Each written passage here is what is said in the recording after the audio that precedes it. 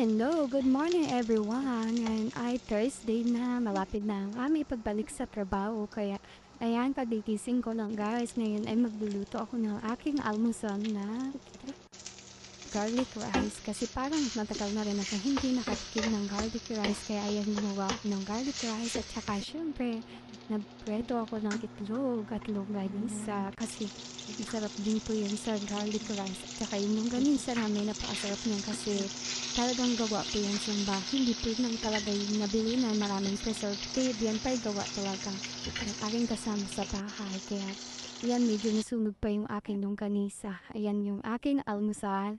Siyempre, hindi mawala yung kape. May kimchi ako at saka yung tira ko Guys, kahapon na kakain ulam. na tayo. Ayun, kainin ko lahat. Kaya, tara na, kain tayo guys. And thank you for watching my mini vlog. God bless you all. Bye-bye. Thank you so much. Bye.